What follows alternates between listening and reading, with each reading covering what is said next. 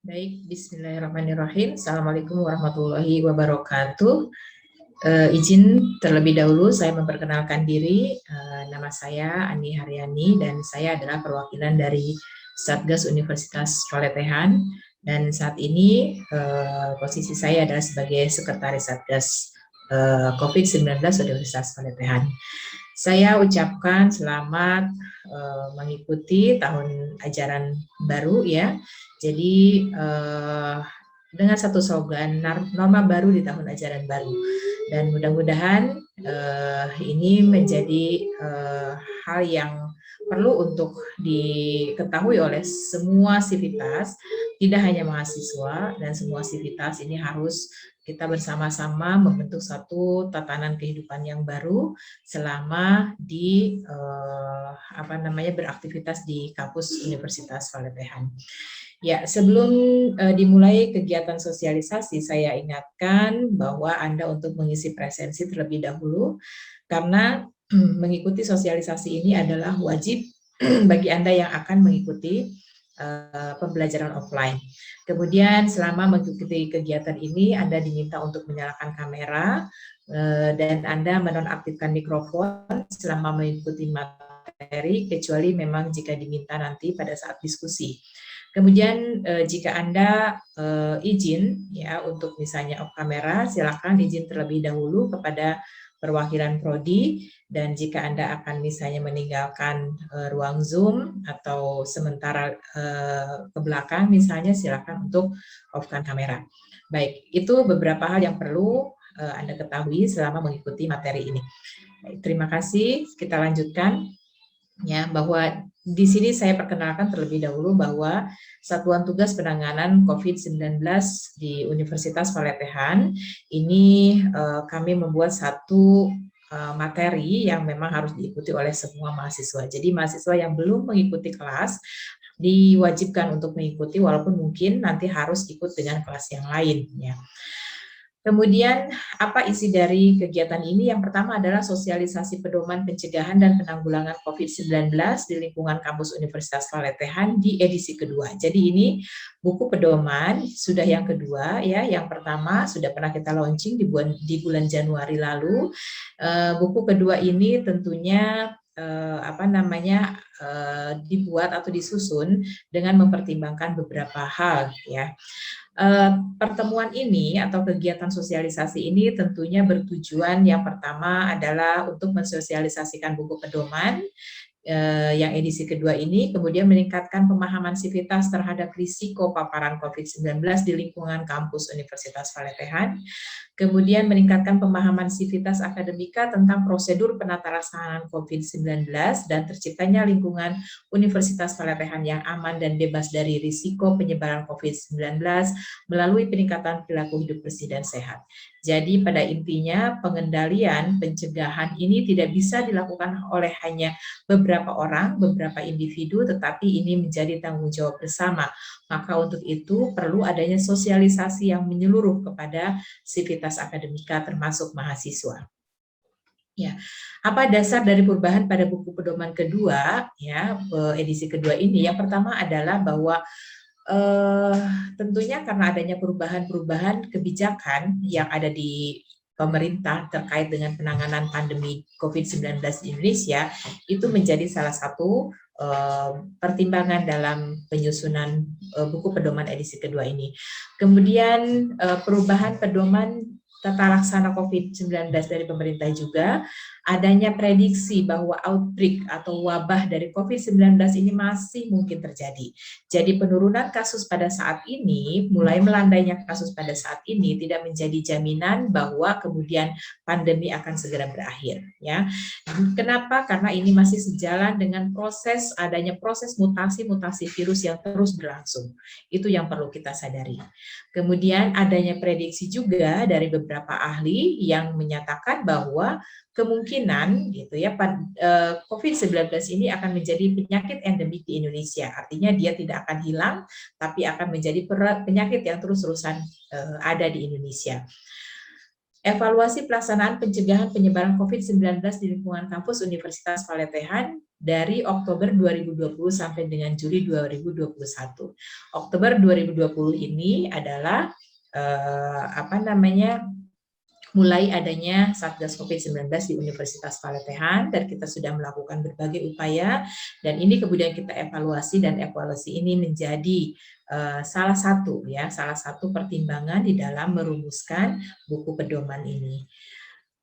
Berdasarkan evaluasi pelaksanaan pencegahan penyebaran COVID-19 di lingkungan kampus Universitas Palatehan periode Oktober 2020 sampai dengan Juli 2021 dari sisi karyawan, kita bisa lihat bahwa penggunaan screening antigen pada setiap aktivitas offline ini membebani anggaran yang cukup besar, ya, termasuk juga pada mahasiswa. Setiap akan melakukan kegiatan offline, dulu kita melakukan screening menggunakan antigen, dan ini cukup memberikan beban terhadap anggaran biaya yang ada di Universitas Palatehan. Selama periode Oktober 2020 sampai dengan 2021, kami tidak mengidentifikasi, ya, artinya tidak teridentifikasi adanya penyebaran COVID-19 di lingkungan kampus. Maksudnya di sini adalah, misal ada satu yang positif, yang kemudian berdasarkan tracing ditemukan kasus lain yang memang diidentifikasi kontaknya adalah dari yang positif di kampus tadi, gitu ya. Nah, kami tidak menemukan kasus ini selama periode tersebut, dan sebagian besar penyebaran COVID-19 justru terjadinya di keluarga. Ya, terjadinya di keluarga, dan sebagian kecil itu adalah dari aktivitas pekerjaan di luar kampus, itu pada karyawan. Lalu bagaimana pada mahasiswa? Kami mengevaluasi bahwa kepatuhan mahasiswa terhadap protokol kesehatan ini masih belum merata. Kami masih menemukan pelanggaran-pelanggaran terhadap protokol kesehatan. Kegiatan-kegiatan ormawa, sebagian kecil masih ada yang melakukan permohonan juga yang rekomendasinya itu terlalu dekat dengan waktu pelaksanaan, ataupun misalnya konten kegiatan yang masih memerlukan kajian, gitu ya. Nah, ini tentunya akan memerlukan pemahaman lebih lanjut. Mungkin di antara Anda semua ada yang menjadi pengurus ormawa, tentunya ini harus menjadi pertimbangan kita untuk ke depan dalam beraktivitas offline di kampus Universitas Palatehan. Mahasiswa belum secara langsung terlibat dalam mendampingi sesama mahasiswa yang melakukan isoman, ya. Pada periode lalu, pada 2 kali outbreak itu kita mahasiswa belum terorganisir dalam membantu misalnya teman-temannya yang mengalami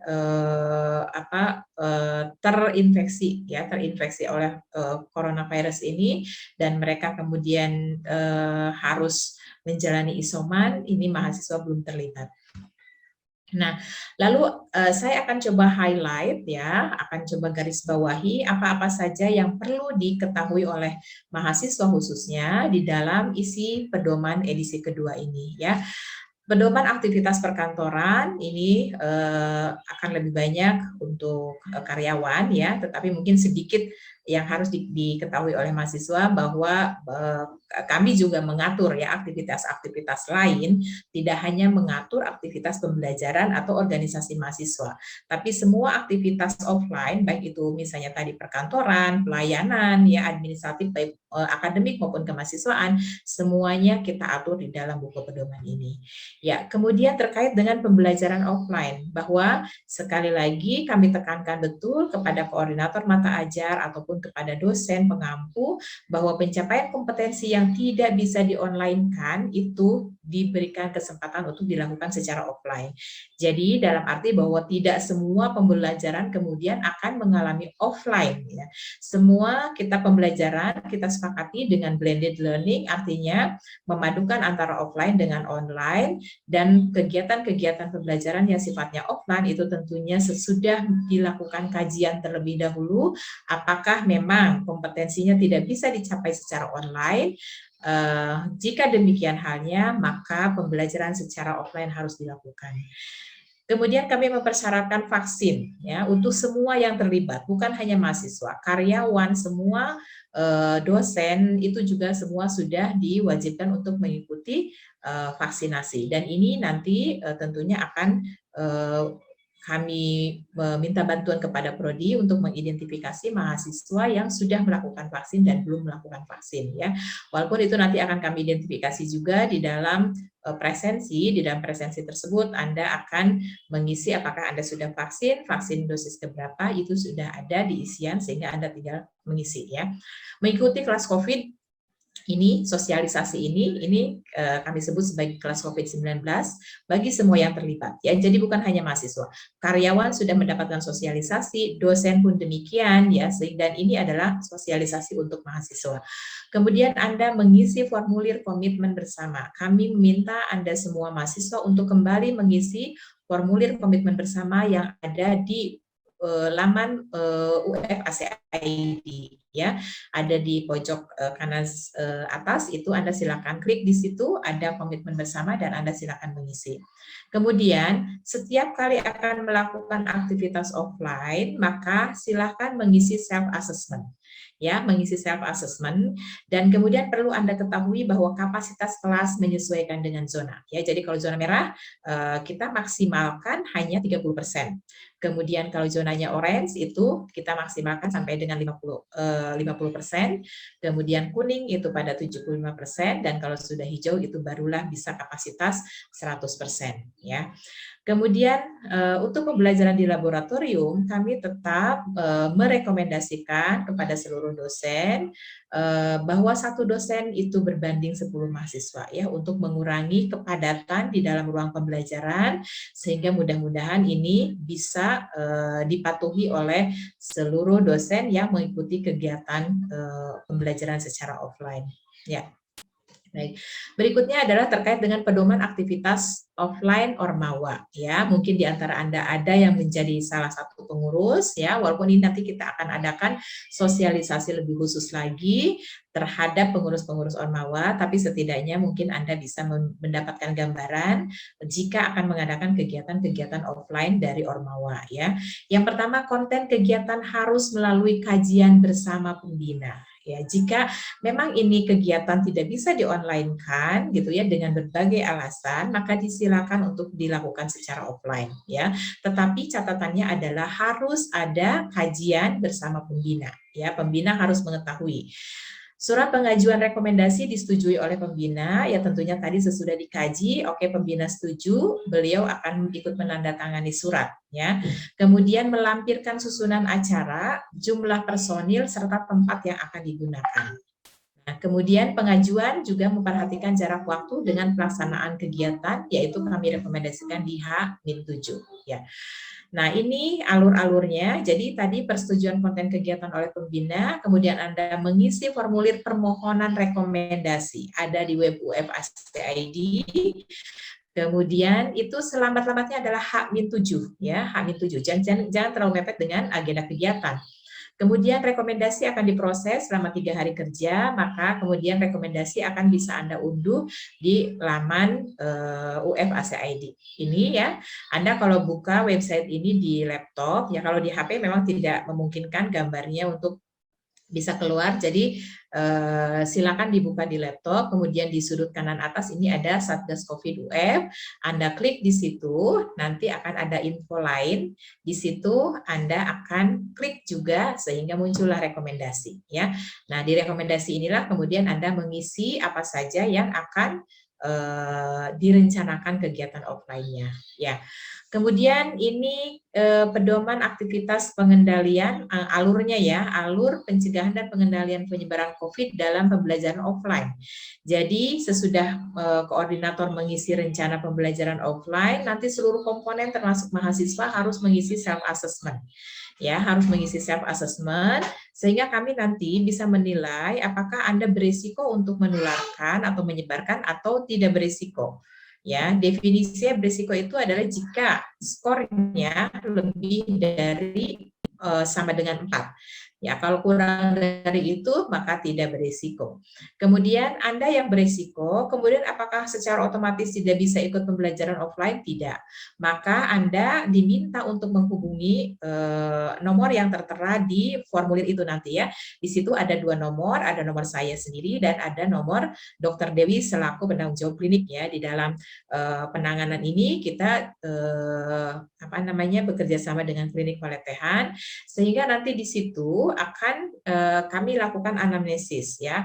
Apakah memang Anda memerlukan pemeriksaan lanjutan, apakah misalnya menggunakan antigen ataukah menggunakan PCR, ataukah Anda memang oke sudah memang tidak bisa untuk mengikuti pembelajaran gitu ya. Nah, tapi kalau ternyata memang Anda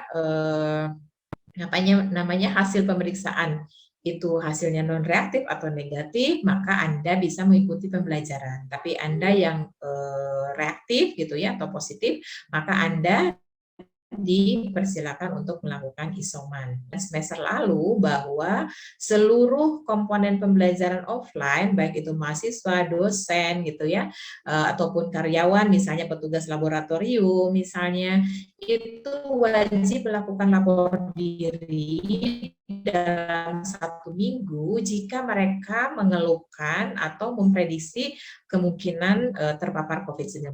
Misalnya Anda merasa kok tidak enak badan, ada batuk pilek gitu ya, itu silakan lapor diri ke nomor yang tertera di formulir ya, apakah di situ ada nomor kontak saya atau kontak dokter Dewi ya.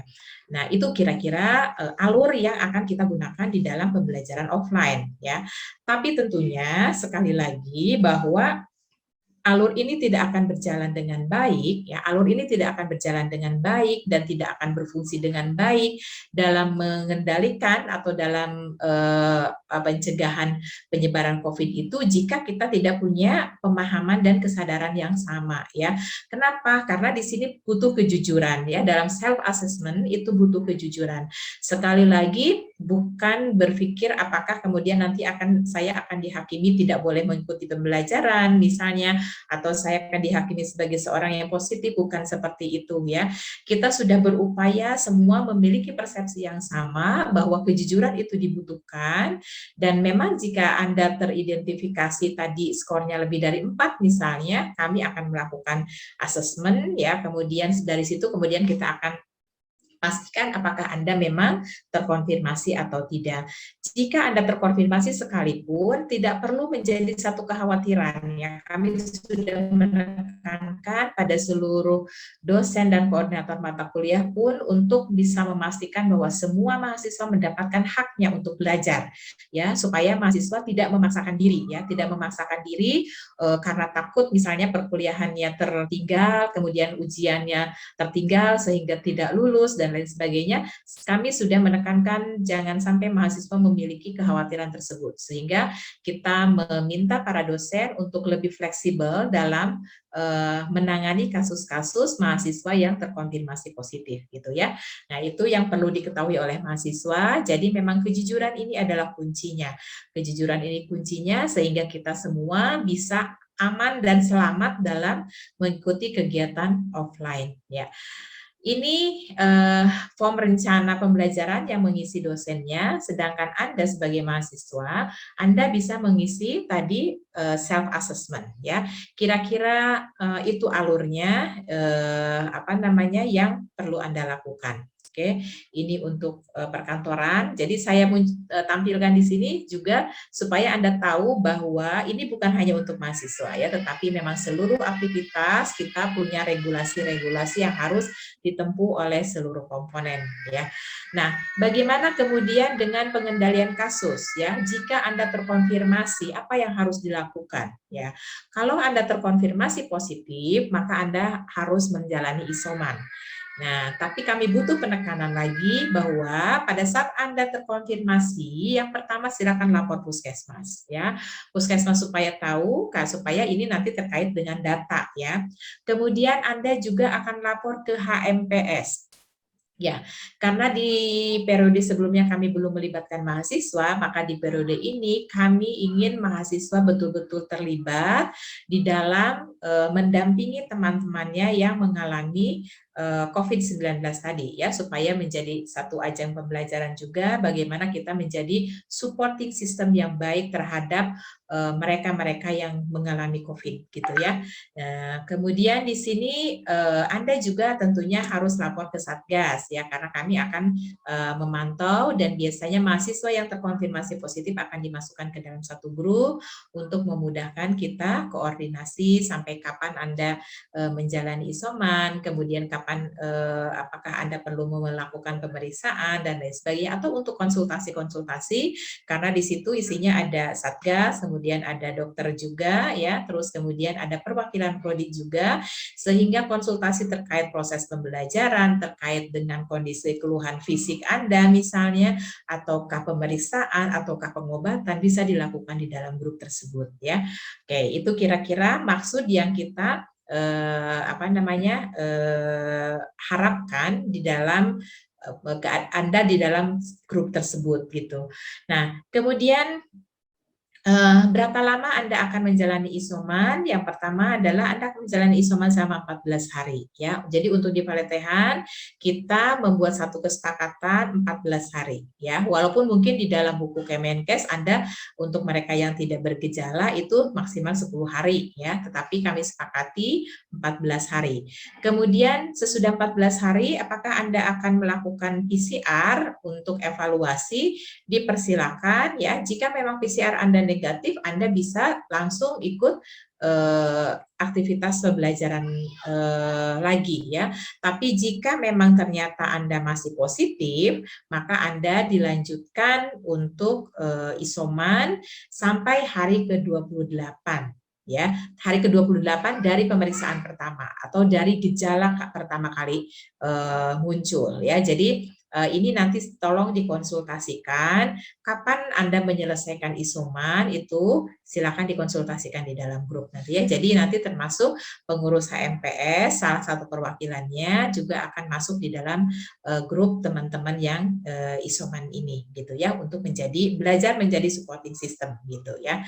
Baik, apa yang harus dilakukan oleh teman-teman yang menjadi supporting system ini nanti akan kita pelajari berikutnya ya. Jadi ini terkait dengan sosialisasi dulu. Nah, tadi jadi disepakati pedoman yang kita gunakan di Paletehan itu kalaupun misalnya Anda tadi masih positif gitu ya, terus kemudian kita minta untuk digenapkan 28 hari. Jadi 28 hari itu adalah isolasi mandiri maksimal ya, maksimal 28 hari. Nah, bagaimana kalau ternyata 14 hari masih positif, kemudian Bu saya minta 1 minggu kemudian untuk cek lagi karena kondisi badan sudah fit dan lain sebagainya, diperbolehkan, disilahkan ya. Mudah-mudahan sudah negatif sehingga bisa ikut pembelajaran. Atau Bu karena keterbatasan misalnya sarana prasarana karena saya kondisinya misalnya tadi jauh dari pusat pelayanan kesehatan sehingga saya tidak melakukan pemeriksaan PCR pos isoman ya. Maka apa yang harus saya lakukan? Maka yang harus Anda lakukan adalah menggenapkan sampai dengan 28 hari. Ya. Tapi jika ada hal-hal yang mendesak, misalnya karena ada ujian dan lain sebagainya, Anda sudah isoman 20 hari, 21 hari, terus kemudian Anda merasa sudah sangat nyaman, ya itu disilakan Anda berkonsultasi gitu ya, seperti itu. Oke. Selanjutnya panduan disinfeksi, oke ini tidak ada perubahan. Nah, ini hal penting dari sisi konten yang saya berharap Anda sebagai mahasiswa kesehatan memiliki pemahaman yang baik tentang mengenal risiko penyebaran COVID-19 ya. Oke. Pada intinya, jadi maksudnya saya tidak berharap mahasiswa Paletehan itu menjadi mahasiswa yang abai terhadap protokol atau mereka yang parno gitu ya, bahasa gaulnya parno terhadap COVID ini gitu ya. Jadi kita coba pelajari lebih baik sehingga kita bisa membuat persepsi yang sama terkait dengan penyebaran COVID-19 ya. Oke, pada intinya COVID-19 penularannya kira-kira seperti ini ya. Yang pertama adalah droplet gitu ya. Dia droplet. Jadi kalau droplet itu misalnya tadi ada yang batuk, kemudian ada yang bersin ya, dan kemudian Anda berada di dekatnya dengan Anda tidak menggunakan atau pada saat dia bicara juga kemungkinan droplet itu ada. Kemudian Anda berada di dalam jarak kurang dari 1 meter ya, bahkan ada beberapa referensi ini bisa lebih dari 1 meter ya, apalagi kalau bersin itu bisa lebih dari 1 meter. Nah, Anda tidak menggunakan masker, maka resiko untuk bisa tertular itu akan jauh lebih besar. Maka Anda di situ dimasukkan ke dalam kategori kontak erat ya, dalam jarak kurang dari 1 meter atau misalnya tadi 1 meter, terus kemudian Anda tidak menggunakan masker ya, berbicara dengan yang ternyata baru ketahuan 2-3 hari berikutnya teman Anda itu positif atau orang tersebut positif. Nah, itu penularan yang pertama dengan cara airborne, yang dengan cara droplet. Yang kedua adalah dengan airborne. Memungkinkan? Ya, memungkinkan, terutama di ruang tertutup ya. Jadi kalau ada orang yang positif, dia batuk, bersin, tidak menggunakan masker gitu ya, Anda memang tidak berada di dekatnya, tapi ruangan tersebut tertutup menggunakan AC misalnya. Nah, si kuman ini, si virus ini masih memungkinkan untuk dia berada di dalam ruangan tersebut selama minimal paling cepat adalah 45 menit ya. Oke, 45 menit sehingga dia masih memungkinkan untuk bisa menulari Anda. Maka itulah kenapa kita merekomendasikan walaupun berada di dalam ruangan gitu ya, Anda tetap untuk diminta menggunakan masker ya, tidak melepas masker gitu. Jadi ini landasannya. Berikutnya adalah kontak fisik ya, terutama tadi berjabat tangan misalnya ya, itu juga memberikan satu resiko di mana Anda bisa mendapatkan virus dari tangan lain yang dalam kondisi misalnya tidak bersih tadi, sehingga Anda kemudian apa namanya tadi ya, misalnya apakah menyentuh wajah, misalnya karena mata gatal kemudian Anda menyentuh mata gitu ya, itu yang kemudian bisa memberikan menjadi sumber penularan ya. Nah, hal yang penting bagi mahasiswa, apalagi Anda sebagai mahasiswa kesehatan adalah untuk bisa menerjemahkan ya, menerjemahkan aplikasi 3M ke dalam setiap aktivitas apapun yang dilakukan ya. Di sini Anda harus paham betul bahwa ya 3M itu ya tergantung nanti posisinya kegiatan apa yang Anda sedang lakukan gitu. Itu yang harus bisa dipahami oleh semua ya. Nah, ini ya saya membuat praktis seperti ini, mudah-mudahan nanti bisa didiskusikan dengan apa namanya fasilitator ya. Yang jelas beberapa kasus misalnya Anda mau ada kegiatan offline misalnya ya. Oke, baik, saya lanjutkan ya. Nah, jadi pada beberapa contoh kasus, misalnya di mahasiswa pada apa namanya waktu-waktu terdahulu sempat misalnya saya tanya apa namanya, Anda oke sekarang kegiatan offline apa? Misal ada laboratorium Bu, latihan di laboratorium. Oke, silakan. Kalau begitu apa namanya? Anda dapat jadwalnya jam berapa? Misal dapat jadwal jam 1, tapi jam 11 Anda sudah ada di kampus gitu ya. Nah, kemudian apa yang Anda lakukan? Menunggu Bu, di mana Anda menunggu? Di kosan teman misalnya gitu ya. Oke, selama di kosan apa yang kemudian Anda lakukan? Paling ngobrol-ngobrol Bu sama teman. Oke, selama ngobrol Anda menggunakan masker? Tidak, misalnya gitu ya. Kenapa Anda tidak menggunakan masker? Alasannya karena misalnya temannya sehat-sehat aja kok Bu, kecuali misalnya temannya ada gejala batuk, pilek, dan lain sebagainya. Nah, masih ditemukan pemahaman-pemahaman seperti ini yang padahal kalau misalnya saya tanya, apakah Anda bisa yakin betul bahwa teman Anda itu tidak apa istilahnya tidak terpapar gitu ya oleh COVID-19. Nah, jadi yang kita harapkan adalah mahasiswa itu bisa tahu sekarang dia sedang beraktivitas apa, kemudian dia bisa tahu ada risiko atau tidak, ya. Tadi apa, di mana, ya, tahu resikonya. Sesudah tahu resiko, maka dia kemudian mampu untuk menentukan bagaimana pencegahan supaya dia tidak terpapar si COVID itu.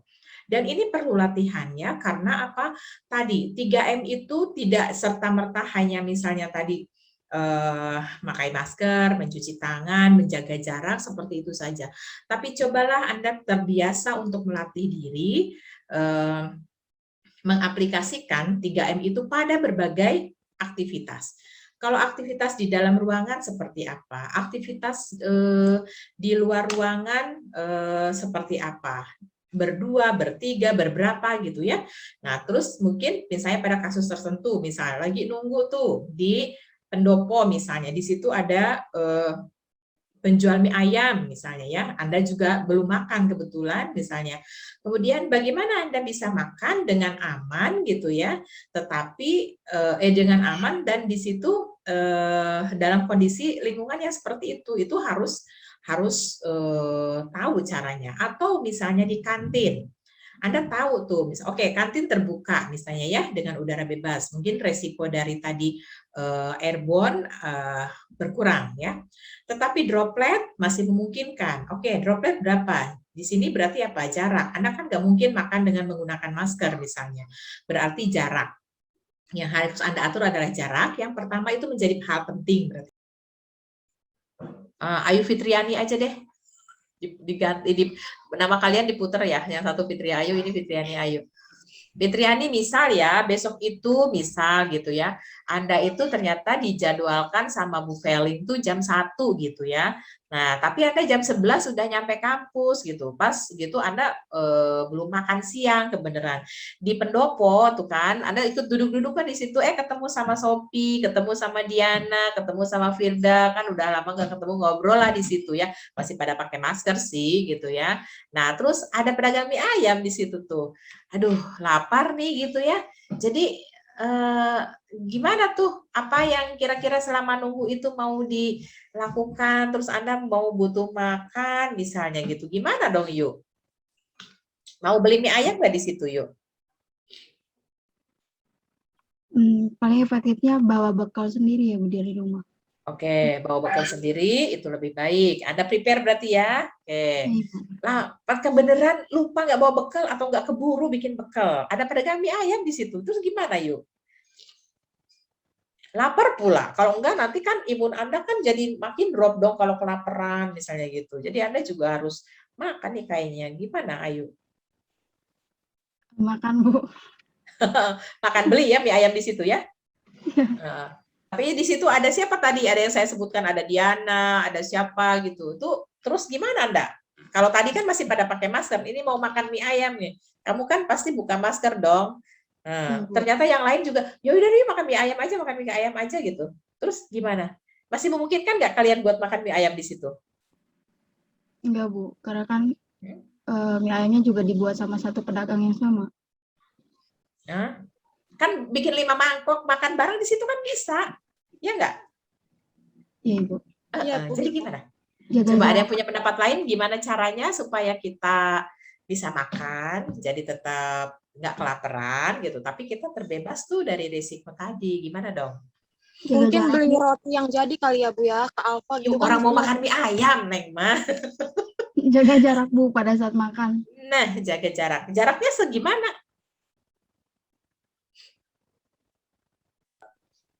1 meter lah Bu. Oke, jarak jauh-jauhan ya. Nah, kan pendopo kan agak luas tuh.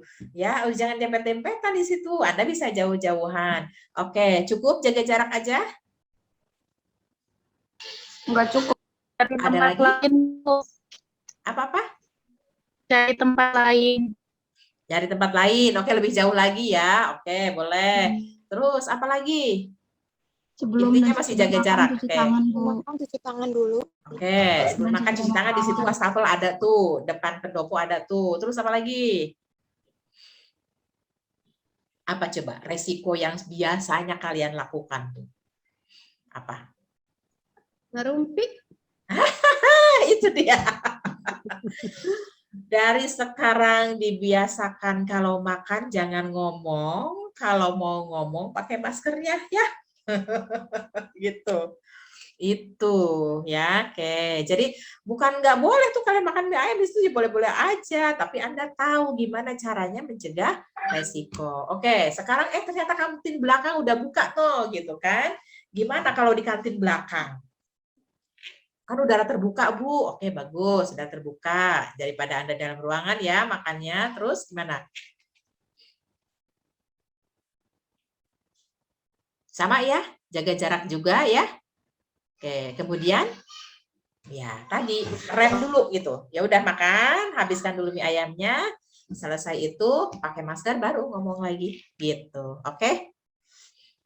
Oke. Nah, sekarang gini. Aduh, katanya, aku mah mungkin jauh lah dari sana, dari Rangkas sana, baru nyampe masih lemes, kayak mau ikut di kos-kosan itu aja deh, Firda gitu. Firda, aku numpang ya di kos-kosan kamu, misalnya gitu. Oh iya, katanya gitu. Berdua deh, berdua sama itu, katanya sama siapa lagi nih namanya? Merlin misalnya, sama Merlina gitu kan. Oke, datanglah tuh Firda, Merlina, Ayu ke kosannya Firda. Oke, kosannya kamar kan? Oke, biasanya apa sih yang kalian lakukan kalau di kos-kosan teman? Duduk, istirahat, Duduk istirahat, ngobrol, ngobrol sebentar. ngobrol. Pakai masker nggak?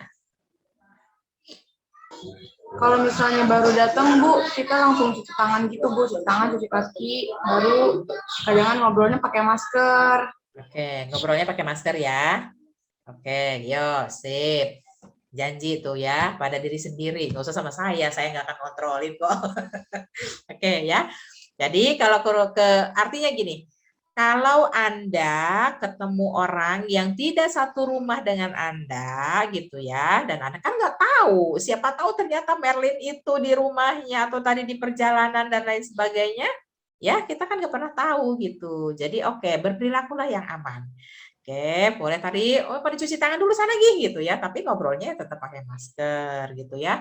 Ya, aduh, enggak, kitanya pengen buka masker, ya udah, kamu sebelah sono, aku mau buka masker dulu ya, nah, dari jauh. Sebenarnya ngatur itu doang sih gitu ya. Ya insya Allah kalau kita sudah terbiasa kayak begitu, aman gitu ya. Insya Allah aman ya. Nah, jadi itu yang keterampilan-keterampilan yang harus kita miliki gitu ya. Nah, misalnya datang lagi, duh teman saya nikahan gimana ibu, masa kita nggak datang, emang nggak boleh datang, ya udah silakan gitu ya. Terus apa sih yang biasanya terjadi di persepsi kayak gitu? Salim gitu, Bu. Berjabat tangan. Oh, boleh nggak sih jabat tangan? Untuk saat ini tidak diperbolehkan, Bu. Tapi kira-kira kalau temanmu sendiri gimana? Boleh nggak sih jabat tangan? Peluk-pelukan gitu?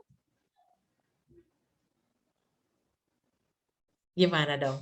Lu sombong amat sih, gue lagi ini gue hari bahagia, gue masa lu nggak ya? Gimana coba kalau gituin? Bingung kan Anda? Oke, kita akan coba untuk seminimal mungkin mengurangi resiko kan ya gitu. Makanya tadi, boleh nggak sih jabat tangan? Ada yang punya pendapat? Untuk saat ini nggak dianjurkan dulu kali ya, Bu? Oke, sejauh kita masih bisa untuk menahan diri tidak jabat tangan, itu lebih baik. Tapi kalau, aduh ya Allah ibu, kita teh udah lama nggak ketemu, kangen misalnya gitu, ya pengenlah jabat tangan doang mah gitu, boleh nggak? Boleh, Bu. Boleh. Agak langsung cuci tangan. Boleh, Bu. Habis itu pakai hand sanitizer atau Anda cuci tangan, ya nggak apa-apa. Asal Anda tetap concern bahwa tangan Anda Steril. nah gitu tuh maksud saya gitu. Jadi artinya ayolah kita beradaptasi karena gini, kalau dilarang enggak boleh begini, enggak boleh gitu, puyeng juga ya gitu. Tapi yang penting adalah concern Anda bagaimana caranya paham bahwa si virus itu masuk satu droplet gitu ya. Oke, masker berarti jangan kendor gitu kan ya. Nah, dan harus pandai juga tuh tahu pakai masker itu kapan kalau pakai yang 3 lapis doang, kapan harus pakai yang 4 lapis yang lebih protek misalnya gitu ya. Itu juga harus tahu gitu kan. Mana masker yang aman dan memang melindungi. Terus kayak tadi misalnya oke berarti kemungkinan nih misalnya saya kan tadi nggak nyadar nyentuh ini nyentuh itu ya udah bawa sanitizer kemana-mana. Ada tempat cuci tangan ya lebih baik cuci tangan misalnya kayak gitu ya. Nah terus kemudian juga jarak. Jarak tadi agak sulit memang dikendalikan gitu ya. Sejauh Anda bisa mengendalikan, kendalikan. Tapi sejauh itu tidak memungkinkan, bagi saya itu no problem, asal kalian tahu bahwa kalian sudah berdekat-dekatan dengan orang, sehingga pada saat nyampe ke rumah gitu ya, oke, segeralah ganti baju, biasakan itu, masuk rumah, mandi, ganti semua bajunya. Anda baru berinteraksi dengan keluarga yang lain gitu. Bisa diterima sampai sejauh ini kira-kira? Bisa Ibu. Oke, Bisa, gitu Bu. ya. Nah, kita berharap seperti itu. Pokoknya Anda semua adalah mahasiswa-mahasiswa yang memang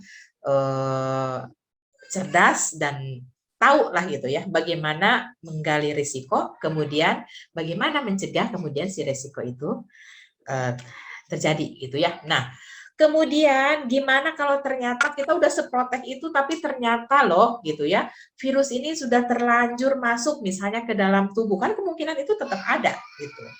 Maka nutrisi dan suplemen harus jadi perhatian, exercise ya, artinya ini walaupun dunia daring ya jangan rebahan terus gitu ya. Ya ini mah rebahan gak mau bergerak ya enggak juga, tetap bergerak ya, lebih bagus lagi tadi olahraga gitu ya. Istirahat yang cukup dan kelola stres dengan baik gitu ya. Pahami itu bahwa Anda harus fit, datang ke kampus itu harus fit gitu. Kenapa? Di kampus itu misalnya lagi belajar ditanya pas sama dosennya nggak bisa jawab, aduh malunya stres lah Anda gitu ya. Nah, mulai itu imun turun tuh gitu. Jadi Anda harus pintar-pintar mengelola stres. Kalau memang kondisinya Anda prediksi itu penuh dengan stresor, misalnya mau ujian dan lain sebagainya, ya nutrisinya perbaiki ya sebelum Anda ke kampus itu. Oke, Anda sudah minum suplemen dulu, makannya bagus, istirahatnya oke, dan Anda sudah membiasakan misalnya exercise. Gitu tuh maksud saya. Jadi artinya akhirnya apa? Ya kita tetap bisa beraktivitas lah gitu ya, tapi kita tahu bagaimana mengamankan diri kita, menyelamatkan diri kita, itu kita tahu gitu. Ya, cara ngatasi stres banyak cara ya, silakan Anda sukanya apa. Ya, yang penting misalnya tidak kalah penting nih kayak misalnya tadi ini ya. Ada bicarakan keluhan dengan seseorang yang bisa dipercaya ya. Oke, silakan kalau lagi ada masalah, jangan biarkan masalah itu mengkungkung pikiran dan diri kalian. Oke, bicarakan, cari solusi gitu ya. Kalaupun tidak cukup dibicarakan mengurangi beban gitu ya. Tapi tadi dalam diperhatikan siapa yang Anda ajak bicara ya.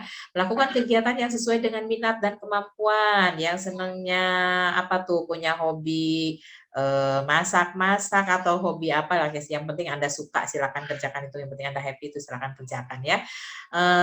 Tenangkan pikiran, kemudian berpikir positif ya, berpikir positif, meningkatkan ibadah ya, dan mendekatkan diri pada Allah Subhanahu wa taala. Itu cara-cara yang bisa kita lakukan. Oke, ayo hidup lebih teratur ya, hidup lebih teratur. Jangan selama ini tuh kalau di rumah tuh rasanya mungkin kalian ih apa sih ini gini-gini amat ini gitu ya, uring-uringan dan lain sebagainya, enggak begitu ya. Oke, sekarang kita Anda sudah mulai menjadi orang-orang yang masuk ke dalam fase perkembangan dewasa gitu ya, harus sudah bisa mengerti gitu. Ini tuh hidup tuh saya tuh harus bagaimana gitu ya. Kemudian saya ingin kasih pengetahuan juga, karena ini yang sering terjadi juga di pertanyaan-pertanyaan di mahasiswa. Kapan sih harus ngikutin tes gitu ya? Tes COVID itu ada berapa sih yang Anda tahu? Ada dulu di awal-awal kita punya tes antibody ya, rapid antibody. Kemudian sesudah itu berkembang rapid antigen, kemudian ada satu lagi PCR gitu ya. Nah, kenapa sih saya tadi harus anamnesa gitu ya? Harus saya tanya dulu, oke dari kapan kamu keluhan dirasakan gitu kan? Udah berapa lama? Oke, sekarang hari keberapa? Pasti kita akan tanya itu. Kaitannya sama ini nih, Bu, apa sih itu rumit amat? Ya udah nggak apa-apa, nggak dilihat nggak apa-apa. Yang penting ya Anda tahu bahwa pemeriksaan antigen misalnya ya, pemeriksaan antigen itu tepatnya dilakukan pada waktu sebelum 1 minggu gitu ya. Walaupun di sininya sampai dengan 10 hari ini. Antigen yang kuning ya. Oke, ini 7 sampai 8 hari sampai hari ke-7 sampai dengan hari ke-8, 9, 10-nya itu masih ada sih, tapi dia sudah di bawah kadar yang bisa dideteksi oleh alat gitu ya. Maka kalau sudah lebih dari 1 minggu, biasanya kami akan minta Anda untuk melakukan PCR, bukan lagi antigen gitu ya. Oke. Nah, sedangkan misalnya tadi antibody itu yang biru nih gitu ya, yang biru ini mau IgM ataupun IgG, dia munculnya baru setelah 1 minggu, lebih dari 1 minggu ya. Nah, jadi artinya apa? Misalnya gini, Bu, saya kemarin udah di antigen kok sayanya negatif, ntar dulu gitu ya. Saya nggak reaktif kok Bu, ya ntar dulu, kita baca dulu apakah waktu melakukan antigen itu adalah waktu yang tepat atau belum. Ya, kalau misalnya apa namanya baru misalnya Bu kemarin teman saya ternyata positif, saya habis main dari rumahnya, kemudian saya kemarin kontak erat lah gini-gini gitu kan ya. Terus tapi besoknya saya udah cek saya negatif kok Bu. Ntar dulu, itu terlalu cepat waktunya ya. Jadi kalau ada riwayat kontak nih, ada riwayat kontak sama yang positif gitu ya, untuk bisa dideteksi oleh antigen itu setidaknya Anda tunggulah 3 sampai 4 hari dulu. Ya, bahkan kami biasanya di Satgas minta di hari kelima. Lah tuh selama nunggu ngapain ya isoman gitu. Begitu tahu teman Anda positif ya segera Anda isolasi. Kemudian apa namanya di rumah ya isolasi mandiri. Nah, terus kemudian ada waktu Anda berinteraksi dengan dia sudah berapa lama dengan hari ini sesudah Anda tahu bahwa dia positif. Misalnya sudah 4 hari, oke boleh kalau itu langsung. Begitu tahu dia positif gitu ya, Anda langsung cek antigen nggak masalah karena kontaknya dengan dia sudah 4 hari gitu. Ya, tapi kalau baru kemarin ya, kemudian sebenarnya dia nggak enak badannya udah beberapa hari. Nah, kemarin itu masih main sama Anda misalnya ya, masih kontak, masih belajar bersama misalnya. Nah, besoknya dia benar-benar drop misalnya ya demam dan sebagainya. Kemudian karena dia curiga, kemudian akhirnya dia antigen, ternyata dia reaktif misalnya. Dan jangan hari ini juga terus Anda langsung tes, enggak, isolasi dulu ya, tunggu hari keempat ya, berarti Anda tunggu 3 hari baru kemudian cek antigen gitu. Kalau ternyata tidak reaktif berarti aman. Mungkin saat itu antibodi Anda stamina Anda lagi bagus gitu ya. Jadi pertahanan tubuhnya juga bagus gitu. Nah, itu kira-kira yang harus dipahami oleh mahasiswa ya. Dan antigen itu tidak bisa dijadikan sebagai alat untuk evaluasi gitu. Nah, ya misalnya gini, Bu kemarin saya dicek ternyata saya reaktif. Kemudian saya udah isoman ini udah 14 hari. Nah, terus saya udah cek antigen lagi kok Bu negatif. Ya nggak bisa. Antigen pasti akan negatif kalau sudah lebih dari 1 minggu. Anda lihat yang kuning ini. Ya. Nah, kalau yang merah ini PCR. Jadi bisa sampai dengan 14 bahkan sampai 20 hari dia pasti bisa deteksi PCR tuh ya. Oke, jadi makanya kenapa dia dikatakan sebagai gold standar pemeriksaannya. Karena dia bisa baca dalam rentang yang cukup panjang. Mungkin pakai antigen udah nggak mungkin untuk dideteksi, maka Anda harus lakukan PCR. Oke, paham sampai sini? Ya. Siapa tahu nanti ada yang tanya juga ya di masyarakat. Ini saya kapan nih periksanya misalnya kayak gitu tuh sering ya. Oke. Lalu ya sudah nutrisi sudah diperbaiki, kemudian juga istirahat sudah cukup gitu. Ternyata tetap tuh gitu ya. Anda terpapar juga gitu. Lalu apa yang harus dilakukan ya? Ingat, teman-temannya kemarin-kemarin itu waktu kami teliti apa sih yang dirasakan pada saat kemudian dinyatakan terkonfirmasi positif gitu. Katanya ya, stres Bu, cemas. Yang dipikirin tuh bukan karena badan ada penyakitnya, bukan Bu. Kami tuh takut sama stigmanya. Ya, kami itu dianggap orang yang menyebarkan penyakit tadi gitu ya, orang yang berpenyakit menular dan sebagainya lah gitu ya. Nah, jadi apa yang harus dilakukan gitu. Maka siapkan mental ya bahwa itu tuh tidak benar, bahwa oke, ini saya memang positif ya. Tadi seperti tadi berpikiran positif. Oke, coba lihat diri Anda sekarang. Apa yang dikeluhkan? Cuma bilang biasa sih gitu. Nah, oke, ya sudah gitu, tidak usah terlalu dibuat cemas gitu ya. Nah, seusia-usia Anda itu termasuk yang daya tahan tubuhnya bagus gitu. Jadi nggak usah terlalu parno gitu ya. Nah, tapi Bu saya punya komorbid. Oke, berarti Anda akan lebih hati-hati lagi ya. Sambil terus istilahnya dimonitor nih kondisi saya seperti apa. Dan Anda jika memang butuh tadi pendamping, maka tadi ya Anda bisa konsultasi nanti dengan Satgas, Anda bisa minta didampingi juga sama teman-teman yang di HMPS misalnya seperti itu ya.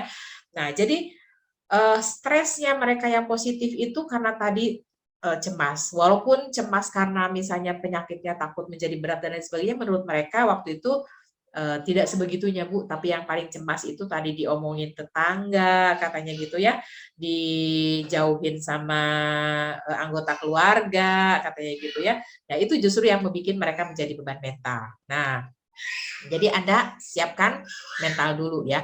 Jadi sebenarnya stigma itu, gimana sih ngadepin stigma gitu ya?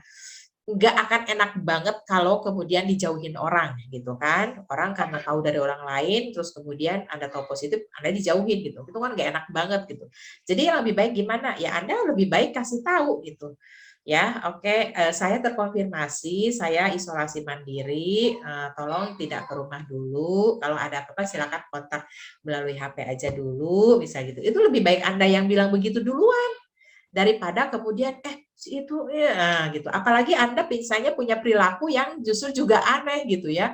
Pura-pura nggak positif biar orang nggak tahu kalau Anda nggak positif gitu. Itu kan perilaku lebih aneh untuk seorang mahasiswa kesehatan gitu ya. Nah, saya sih tidak berharap seperti itu. Jadi supaya Anda tidak distigma oleh orang lain, sebetulnya ada cara yang bisa Anda lakukan tadi. Kasih tahu duluan gitu ya. Kasih tahu duluan kalau saya begini, maka Anda silakan bagaimana gitu ya.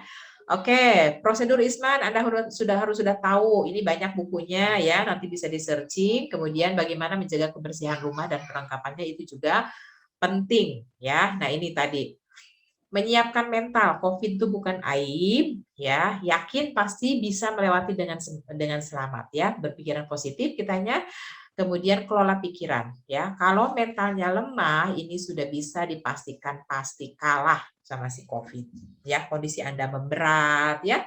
Itu Anda nggak terima, gitu kan, dijauhin sama orang-orang. Ya, ya wajar orang-orang menjauh karena takut tertular, maka Anda harus tahu, gitu. Terima itu, gitu ya. Nggak usah sekarang Bu, masa orang lewat di depan rumah saya aja pakai masker? Ya udah nggak apa-apa, biarin dia berarti sedang belajar untuk menjadi lebih protektif.